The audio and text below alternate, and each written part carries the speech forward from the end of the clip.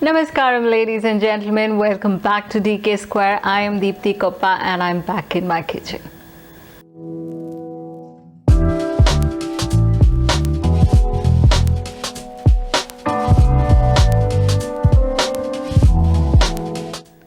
If you've not watched our previous video, I think it's that time to head back and watch. We had prepared amazing samosas last time, but when we actually saw the samosas placed on the yin yang platter, revolving and rotating, one thing I realized that this is not how I ate my samosas. Growing up in Bengaluru, samosas were served differently to us, and all my childhood I thought samosas were supposed to be eaten like that. Until Dubai happened. Because it's here and only here I realized that samosas can be eaten with mere chutneys. Duh. If you want to know how I ate my samosas all my childhood, come on, let the mystery unravel. Ta-da-da-da-da-da! We are making Samosa Masala the Bengaluru style, because it was always served with a spicy peas masala, which we are recreating in this video. Now that the mystery is unraveled, let's start off by preparing the peas. So here I'm using dry green peas. I'm just soaking them in water overnight so they plump up a bit, and then we're going to be boiling it with some water and salt. For now, let's keep that aside.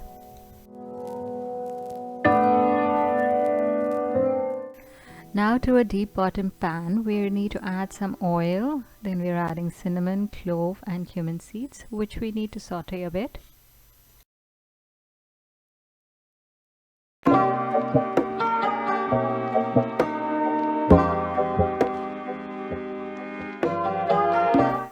Once you see the cumin seeds sizzling in the oil, it's time to add the ginger, the garlic and chilies and saute a little more.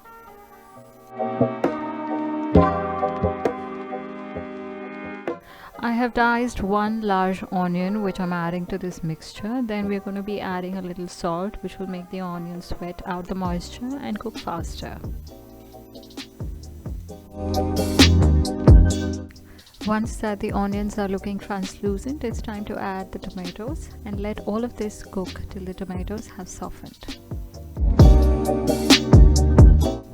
Now that they are all cooked, we need to transfer this into a blender jar, to which I'm also adding half a cup of boiled peas, and we're going to be grinding this into a smooth paste. Make sure you're careful while grinding, as all the ingredients are hot.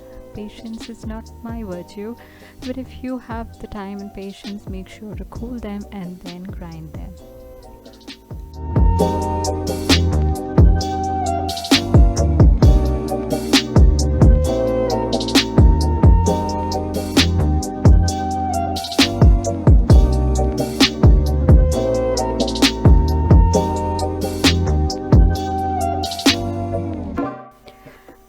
Transferring this paste to a pot. I'm using the same pot I had used once to fry them, but to avoid them get the feeling of deja vu, I'm adding boiled peas for their company.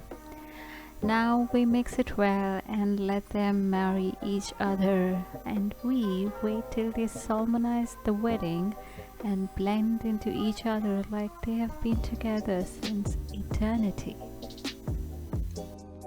Now all we have to do is spice them up with some garam masala, coriander powder, cumin powder, chili powder and black salt. Now mix them all well and let them boil for another 7 to 8 minutes at least, so that the raw smell of all the spices vanish and we get a nice amalgamation of the married peas and masala and the spices.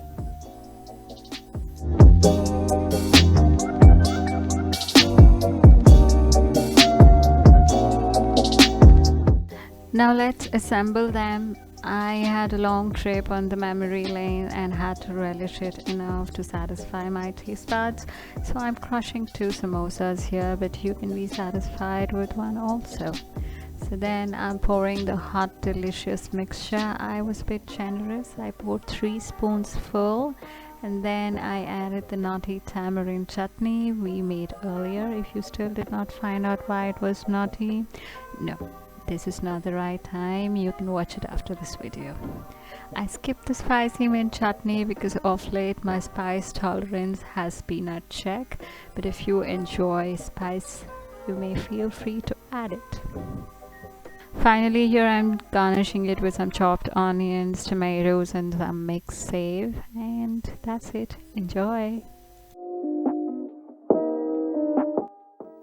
If that was fun and you enjoyed our video, make sure to click the like button. Please subscribe to our channel if you're new here, and until next time, I see you guys. Stay safe, take care, bye bye.